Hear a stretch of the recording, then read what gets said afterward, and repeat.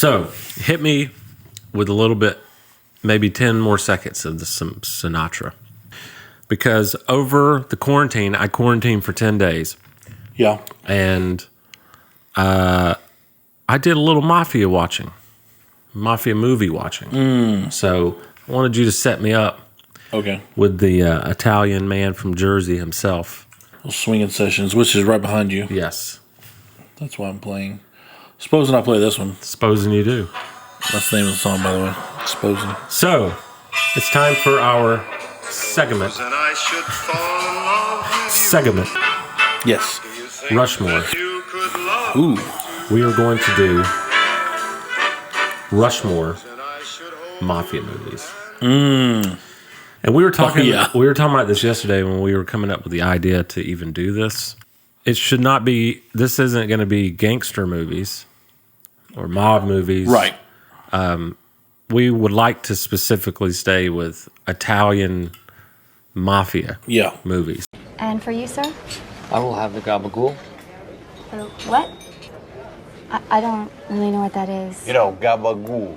Bring him the gabagool. I will have the spaghetti with a side salad. Okay. If the salad is on top, I send it back. All right, we're recording. Yeah. Guess who's back, everybody? Frank. JT's back. I think you could say you're back because I never left this house. Oh, that's true. You definitely have been here for a long time. Supposing I say it this way. Supposing. Supposing we say it like this. Yeah. We're back. We're back. We're back, baby. Life is not the same without the two of us together. The podcast certainly sucks. True. Yeah. I don't know if you knew this, but I filmed like 4 episodes by myself, and I was like, this isn't gonna go well. No. For a lot of reasons. This is just a precursor of what we're going to talk about today. Yes.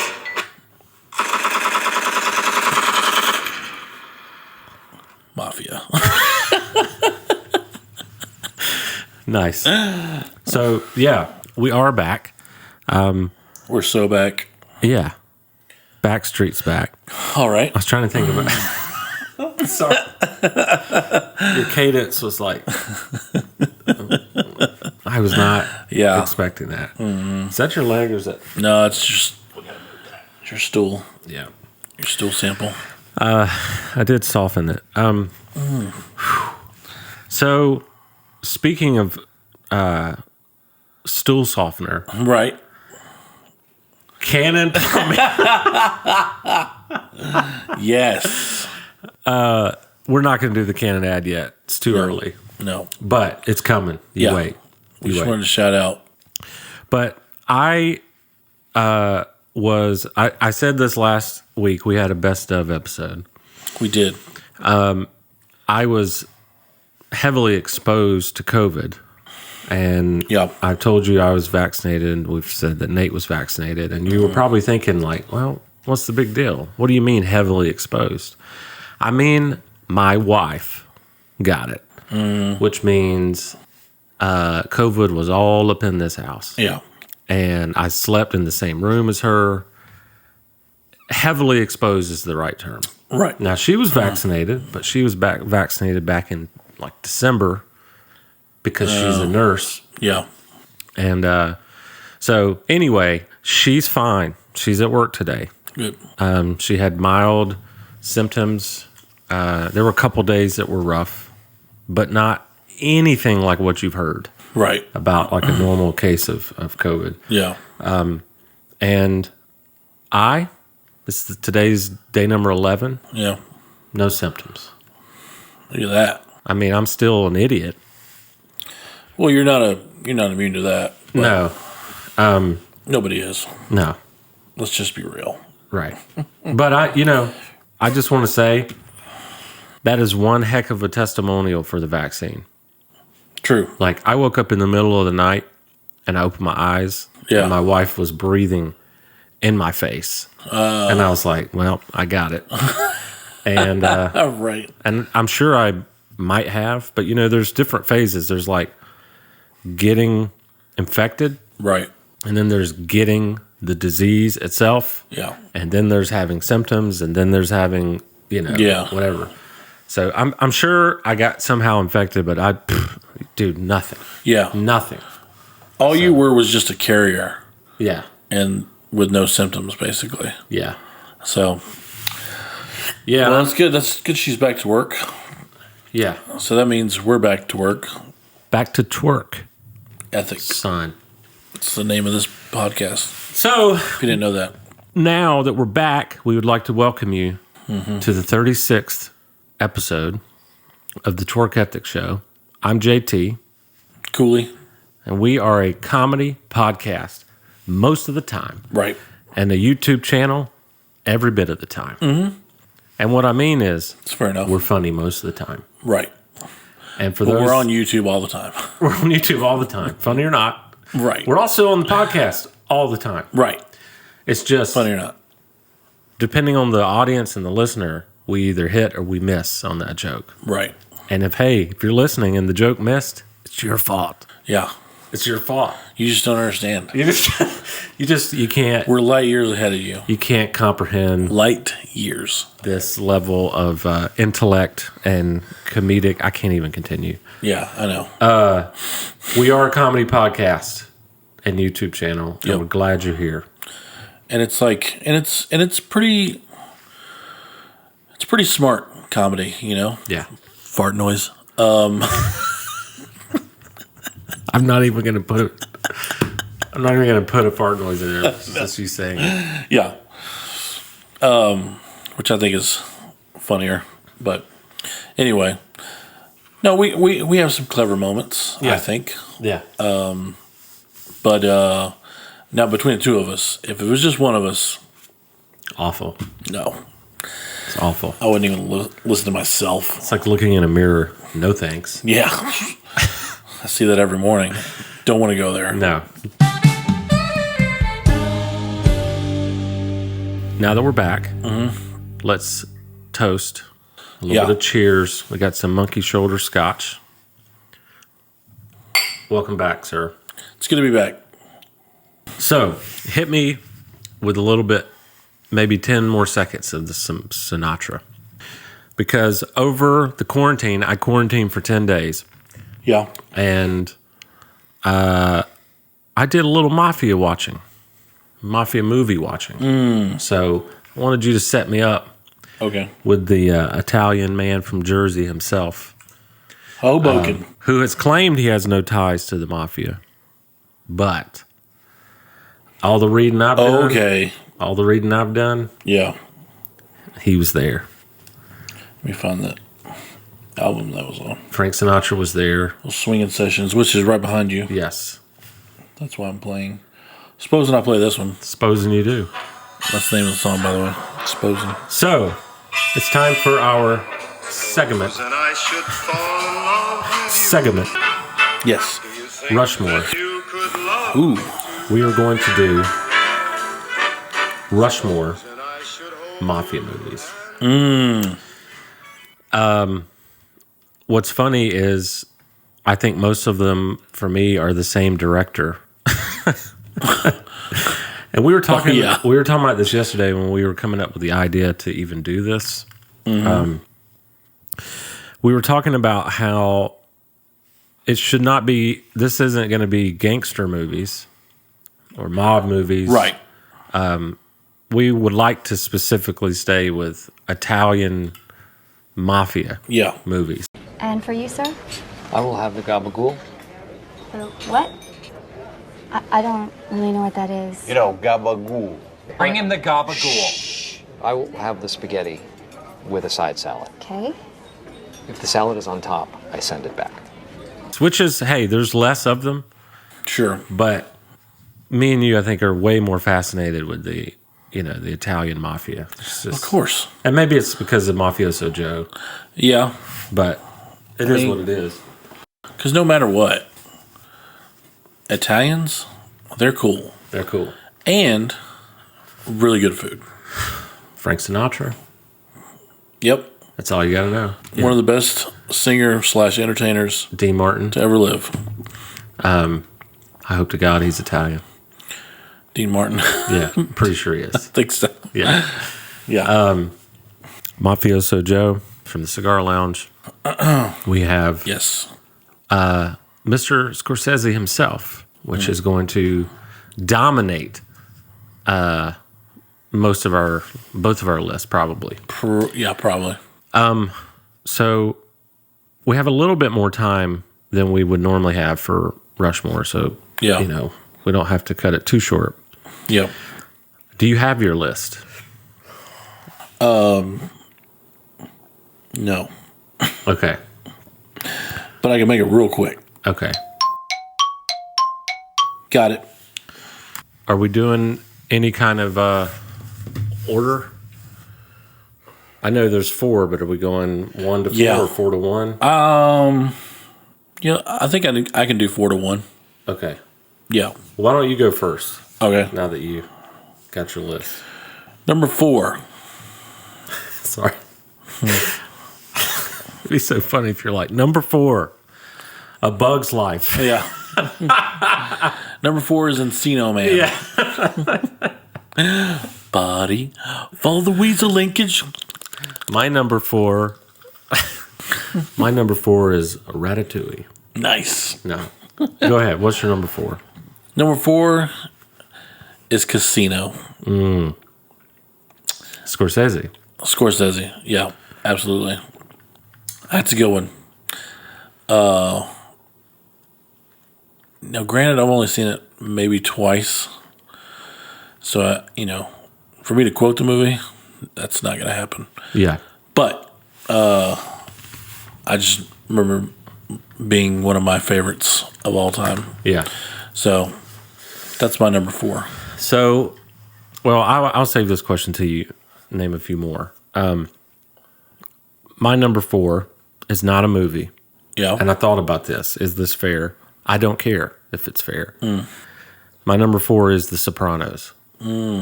Because, if you watched all 7 seasons in one sitting, it's just a really long movie. Yeah. True. Sopranos is the best. I think it is one of the best depictions of how a human being exists in the mafia. Psychological troubles they go through. Yeah. Family life. This sort of the juxtaposition of like, I'm a mobster and I'm a guy trying to operate a family with a wife and kids, and it's just the pull between these two lives is like they do it. It's fascinating the way that they do it. Yeah. So that's my number 4. All right. And I just finished this for the very first time. I've never seen it before. I finished it like last week. Oh, nice. One of the greatest shows I've ever watched in my whole life. Flat out. But it's still number 4 on my Mafia list. Yeah. There are 3 more that I think are better. Right. But I got you. with that. Number 3, Goodfellas. Nice. Yeah. So that movie is insane. Joe Pesci is fabulous in that movie. Yes, he is. And like I know he's a smaller dude, but you're just like, I don't want to hang around that dude because that mug might kill me. It's very scary. Very scary. But that's how good of an actor Pesci is. So yeah. And then of course Ray Liotta. Yeah. Phenomenal. Paul Sorvino. That reminds me of the boss. Oh gosh, what's the guy's name? The comedian that makes fun of Ray Liotta in the Chantix commercial. Oh gosh, I think I know you're talking Kyle something. Yeah, he's the guy that did the Michael Jackson video, and he did like, oh my gosh, I can't think of his name. He's like super offensive. Oh, okay. You got to know who I'm talking about. He was on Reno 911. Oh, he was like Nick Swartzen? No. Kyle. Oh, he's the nerd guy. The nerd. Yeah, that's right. Yeah, I can't remember his name either. Starts with Dunningham. Dunningham. Is that right? Kyle Dunningham or something? I think so. Dude, he does Ray Liotta, like doing Chantix commercials. Yeah. And it's so freaking funny. I tried everything to quit smoking. Cocaine, everything. Nothing worked. Then I tried Chantix. What's Chantix? It's the drug you take to abstain from smoking. Stop smoking? Yes, to stop smoking. Why would you want to do that?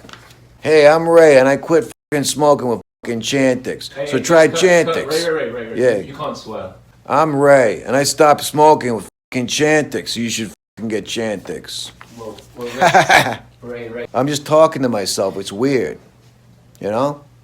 Yeah. If I got a scene I'm doing, I'll beat you in the fucking head if you don't try fucking Chantix, Karen.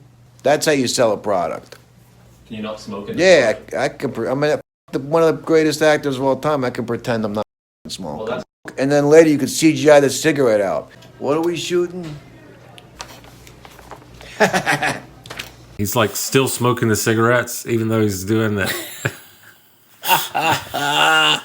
That's right. Anyway, no, Goodfellas. That dude's hilarious. Goodfellas is amazing. Yeah.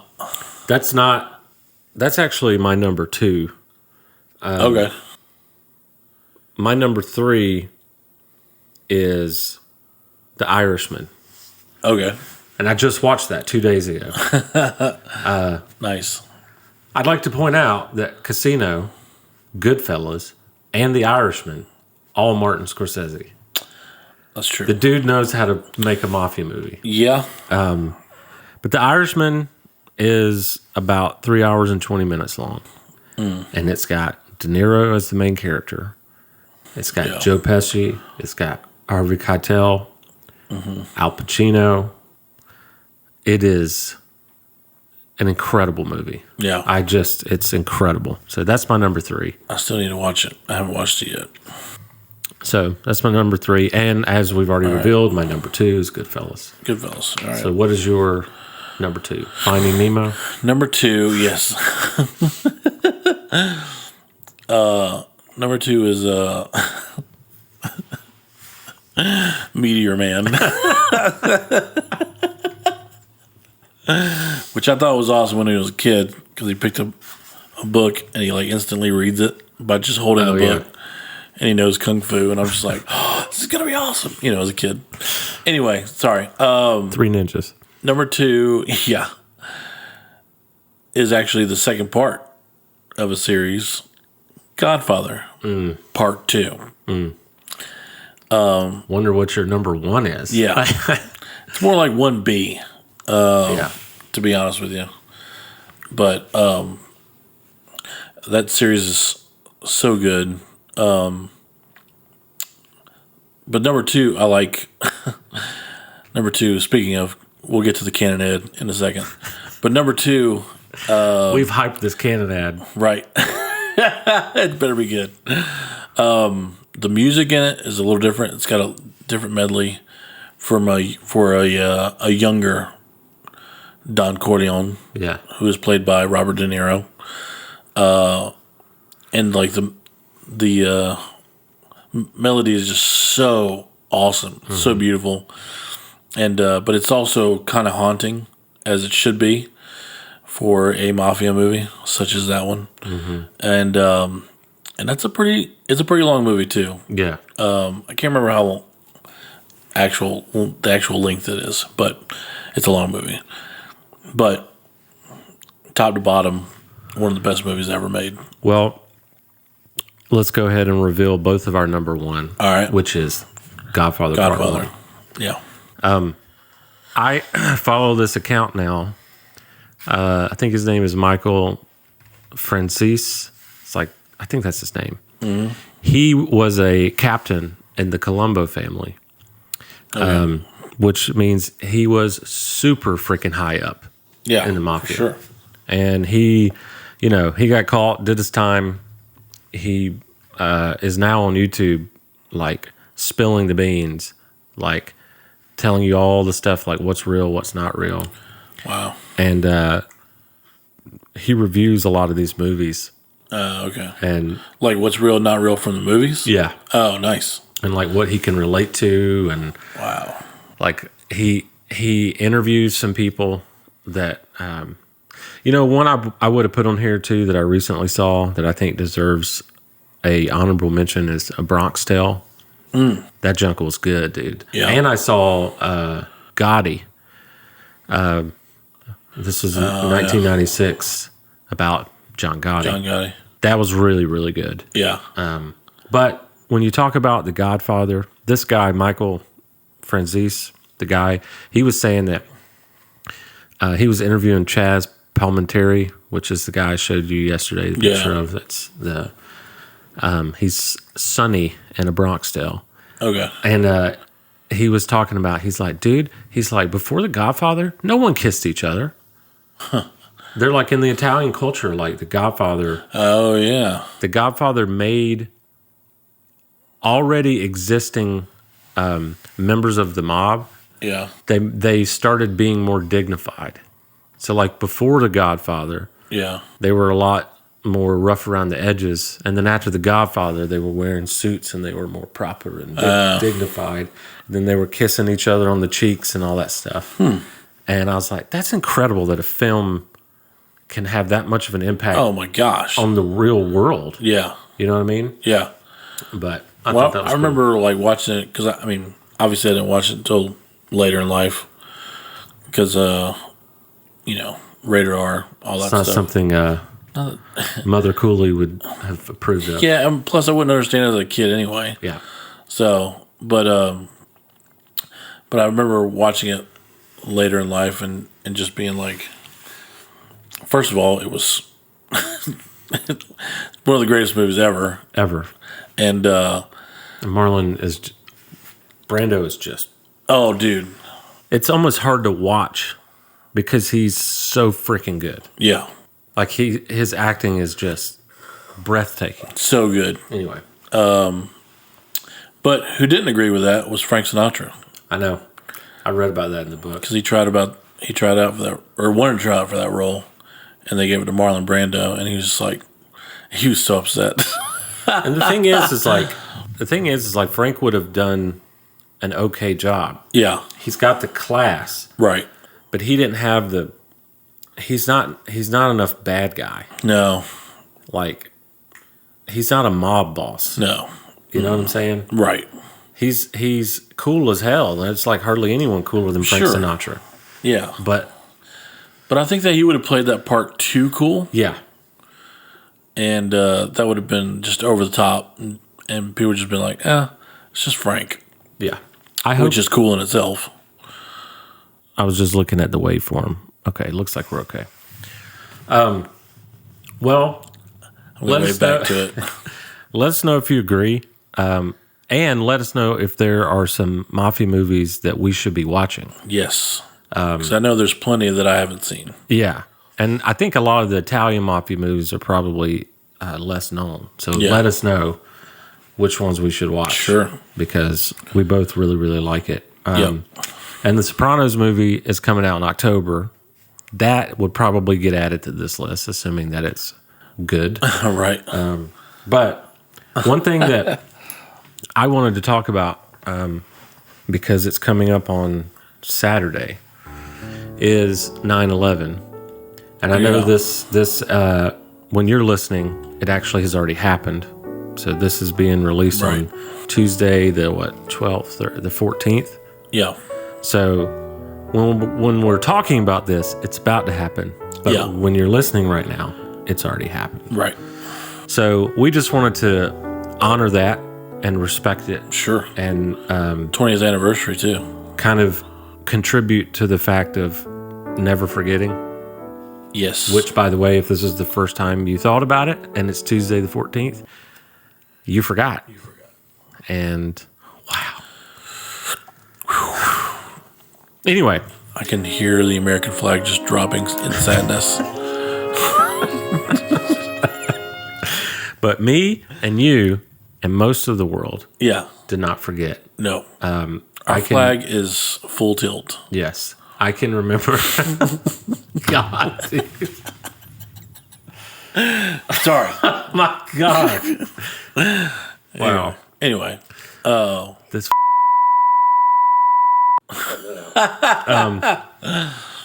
I can remember exactly where I was. Yeah. And wow, we are running out of time. Quickly, where were you? 9/11. I was in Virginia,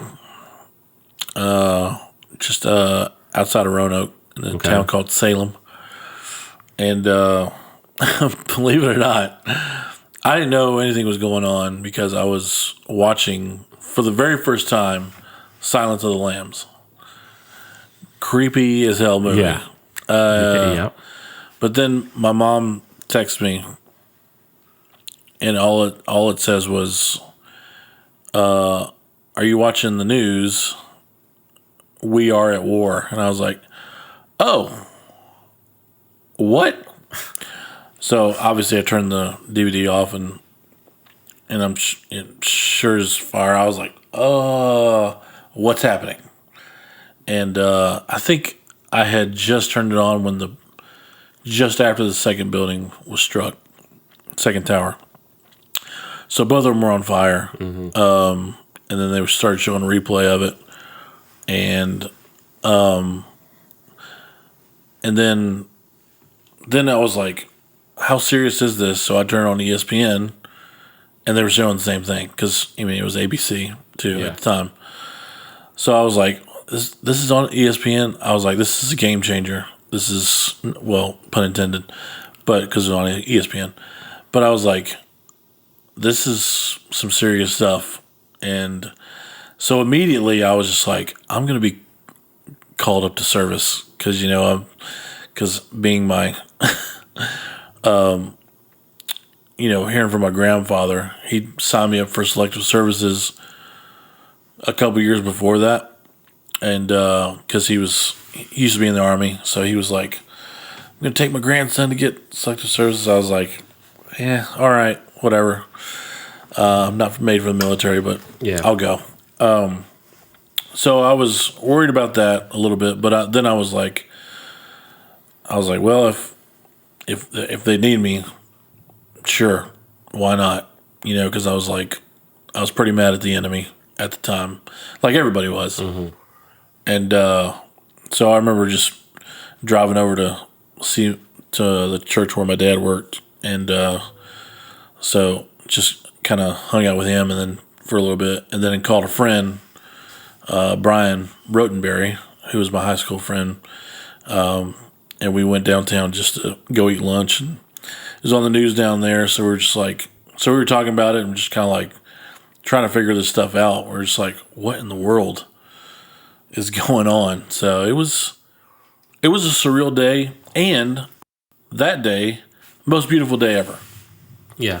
Temperature was perfect. And New York, too. Not a cloud in the sky. Yeah, it was like that in Virginia. We had pretty much the same weather that day, and I was like,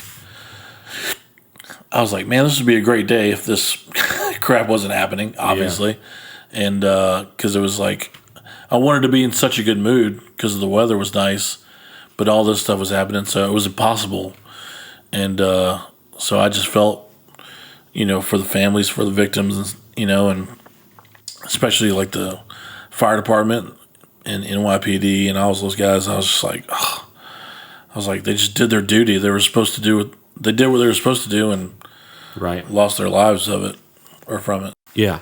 And for all the first responders out there listening, thank you. Yeah. Thank you for what you do, because for sure. Wow. Clearly you were more of an adult because you have actual thoughts. I was 23. Yeah. You have actual articulated thoughts of what you remember. I definitely don't. Yeah. I was in 10th grade. Oh. And so all I remember is it was in 10th grade English, and obviously stopped the whole class, turned the TV on, and everyone was freaking out. I remember absolutely nothing else but that. Yeah. I remember exactly where I were. I remember watching it on the television. Yeah. But that's it. But this leads to the Canon ad. Trust me. Yeah. One time, I was hanging out with Clint. Clint is the owner of Cannon Plumbing. Mm-hmm. And we were at Cracker Barrel eating.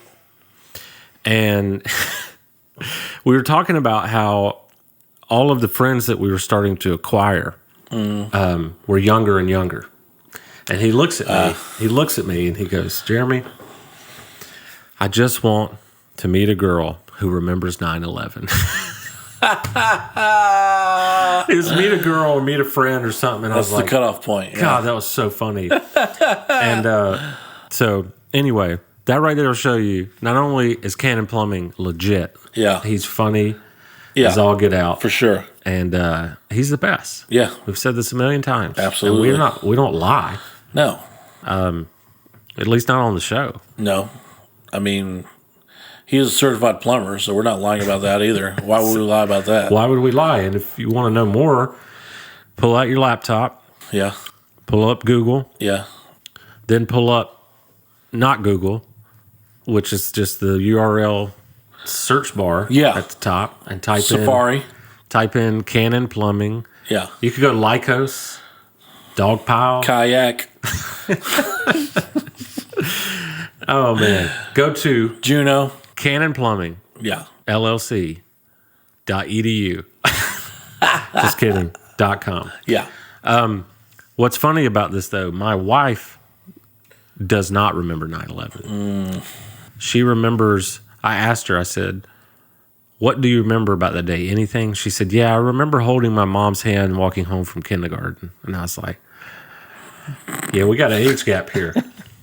We got an age gap. My wife has no idea what 9/11 was like. And even though I don't have the same kind of articulate thoughts that you do, because you were an adult. Yeah. I mean, I was still, how old are you in 10th grade? 16, 15? 15, I think. Yeah. Of course I remember. It was shocking.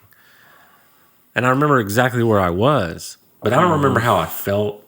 I don't remember how other people felt. Right. I just remember it being something we took very seriously, where Sure. I'm not even sure what could happen outside of COVID Yeah.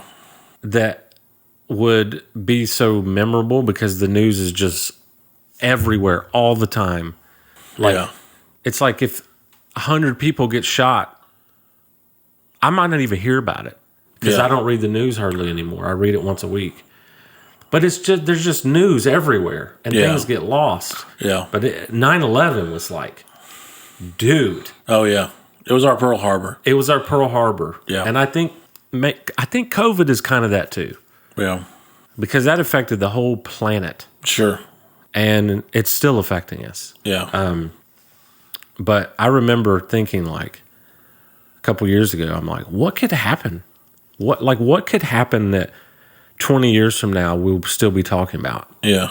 And I couldn't think of anything. Well, here comes COVID. Yeah. But before that, it was 9/11. For sure. And I agree with you. It is a much more comparable Pearl Harbor than COVID, because COVID's not, well, never mind. I'm going to stop there. It's about to get political. I'll tell you after. Yeah. Boy, you wish you could know. Well, COVID is also invisible. It is. And it's a silent killer. And then, 9/11, we knew who the enemy was. Yes. I mean, it was sad to have it happen the way it did, but the country did come together, and it was like, I think Bush had a approval rating of like 95%, which is staggering for any president whatsoever. And but not only that, it just like people were just like helping out, and there were firefighters from my neck of the woods were volunteering, and like even further out, they just wanted to help. Yeah, they wanted to help people, and like I said, it was a shame for something bad to happen, for something good to happen, but at least something good happened. Yeah, and now COVID seems to have divided us, and I'm not going to get political either, but it just chaps my hide just to see all the political bull. I'm just going to say it, bullshit, because that's what it is. Yeah. And, anyway, we need to stop yelling at each other. Yeah. Start loving on each other. Yeah. Read your Bible. It's full of love. Everybody love everybody.